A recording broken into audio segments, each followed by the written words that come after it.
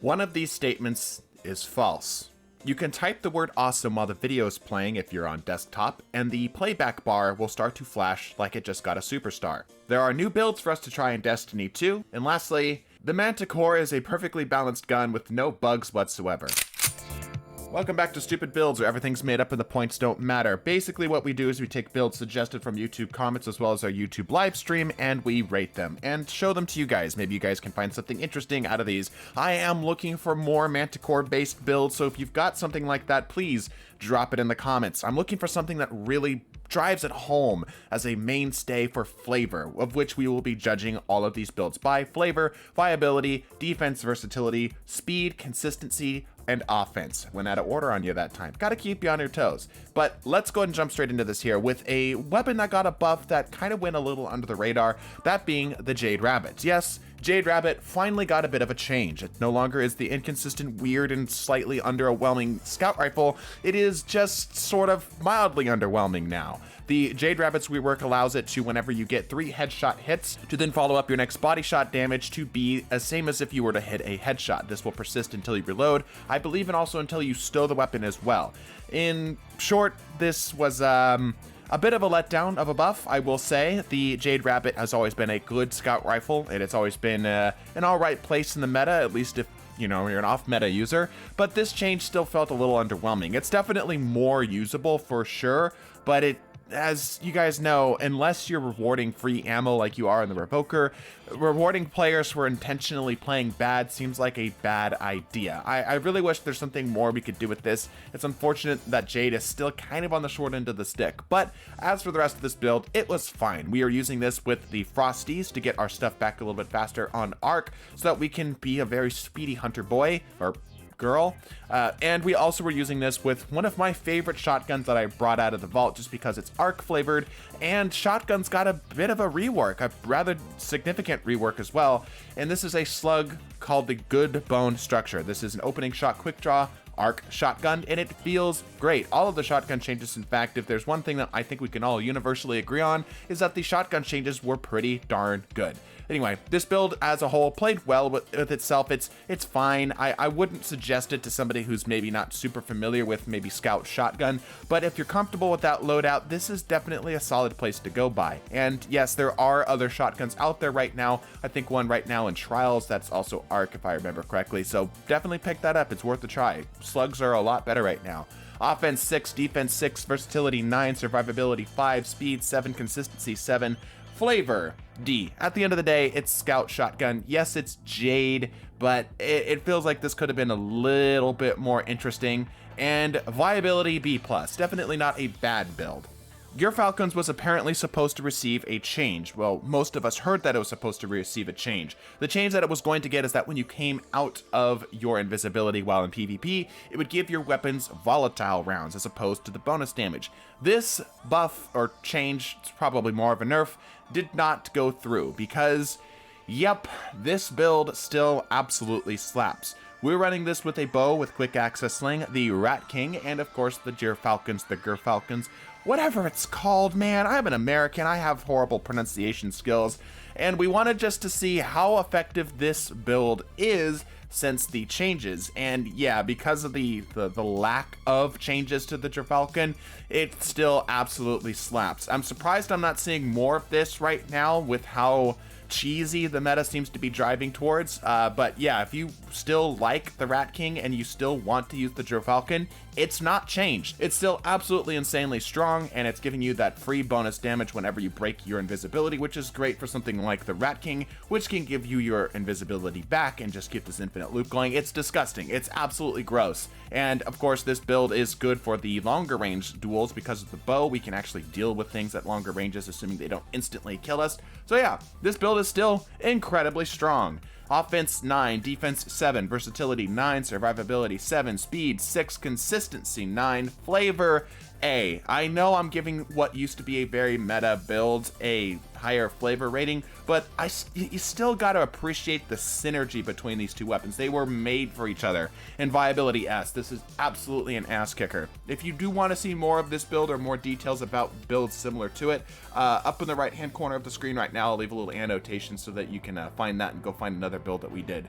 Next up is a Liar's Handshake build. Now, you might say to yourself, why are we using Liar's Handshake? That didn't receive any major changes, and why a sidearm? Well, the reason why is that blinding grenades kind of went under the radar in that they are now officially arc blinding grenades. In short, whenever you blind a target with a blinding grenade, it will deal the arc specific flavor, which doesn't mean a whole lot unless you play the rest of your build into it. With these fragments that you're seeing here, you can actually get this subtle change to work for you and work pretty darn well. It's a relatively nice setup that you can set yourself up for here. And of course, sidearms are still absolutely cracked right now. Sidearms received a very mild nerf, but it's definitely not anything to bump them down from the top seat that they are in right now. So if you're looking for something a little bit different and maybe just borderline a bit cheesy, this is a good build to go for you. By the way, if you're curious as to what my role is on this sidearm, it's just a simple moving target and osmosis roll, which works out even better for what we're doing because it is an arc headshot that you're dealing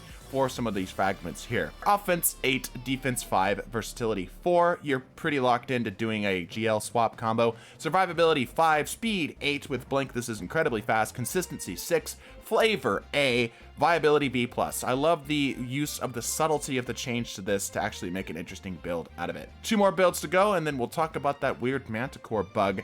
This is my warp speed build. Now, if you've been with the channel for a while, you know that I have used this build since day one, basically, this channel being launched, and it is still very good, and I figured I would at least share it with you here, especially because of the shotgun changes. If you've never seen this build before, it is a Mida multi-tool with a shotgun or a fusion rifle, but I'm obviously using a shotgun here because of the recent changes, the Astrocyte Verse, and a Blink Warlock setup for absolute maximum speed. And to help sprinkle in even more speed into this, we are using an Eager Edge sword. Even if you don't have ammo on an Eager Edge sword, you can use it to get your momentum going and then blink. It's great. Like I said, I've used this build for a very, very long time, and I was just curious, and I have been kicking so much ass with this thing. It's been a bit of a rough spot playing Crucible right now, as skill-based matchmaking seems to be very strict right now, but when I'm running my best builds, it still absolutely kicks so much ass. If you don't mind the Mida multi-tool and you've got a decent slug shotgun aim, and you like blink, and you like going fast, I seriously cannot recommend this build enough. It is the funnest build in the Crucible, and I dare you to come up with something better in the comment section. Legitimately, I'm looking for it because I haven't found it, and I've been looking for like 2 years. Offense 9, arguably this should be a 10 with how fast you can go. Defense 7, versatility 8, you can handle absolutely anything. Survivability 7, Devour goes hard. Speed 10, this is the fastest thing in the Crucible, don't at me. Consistency 8, flavor S, viability S. Am I biased? Absolutely. Am I going to pretend like I'm not? Absolutely. And lastly, the Manticore. Now, everyone and their mother has covered this exotic. It's obviously new, it's exciting, but there are some interesting things that we've discovered about it with our testing. First and foremost, you might already know this, but the Manticore overrides other forms of float in the air type mechanics. This primarily includes things like the Wings of Sacred Dawn, which is the first build that we're trying and what you're seeing on screen here. But we realize that extends to other things, and we realize that you can also use other movements while still in the air. The Manticore is definitely fun, but it's definitely not meant to be used in the air, at least not with the current state of airborne effectiveness. My recommendation to you is to actually use this thing more as a grounded weapon, as it is goated on the ground. It is fantastic on the ground. When the catalyst finally drops, and we finally get it, I've been told that it is a damage resistance, which would be similar to the Wings of Sacred Dawn, and presumably because the Manticore is granting us a damage resistance, and it's from the weapon specifically, the Wings of Sacred Dawn will be allowed to stack with it because they are themselves the armor piece, which are things that are generally compatible within Bungie's programming. So, if you're looking for a Manticore build, and especially if you have the Catalyst, this is the way to go. It's relatively solid, although I will say I'm a little sad that the Manticore isn't solar, because it would have worked way better for the Wings of Sacred Dawn's general setup, but that might be for an intentional design reason. And there's a very strange bug. I mentioned that it overrides other things. It overrides other float mechanics. That extends to Chaos Reach. Very odd, I know, but for whatever reason, the code that the Manticore uses, the code that the Wings of Sacred Dawn uses, and other floaty type exotic perks and so on and so forth, is the same code that the Chaos Reach uses. So which means if you deal damage with the Manticore while in the air and get its anti-grav thrusters procced, and then blast somebody with the Chaos Reach, you'll sink to the ground after a bit of time. I don't know if this is useful. I'm sure there's probably something weird that can happen with it, but it's definitely strange and worth keeping an eye out for. Let me know if you come up with any other things in the comments below, because I'm sure there's other stuff that this is probably breaking. But as for this build itself, which we ran with the sniper rifle, by the way, this was a snapshot moving target roll, pretty solid Eye of Soul.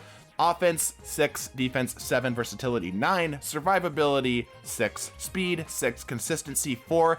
It is a little frustrating being taken out of the air when I'm expecting to stay in the air longer because of wings. And flavor A, viability A. Like I said, let me know in the comments down below if you have a build suggestion of your own. I am legitimately looking for something fantastic, and you might just get yourself featured. Hope you enjoyed. Bless your faces. Deuces.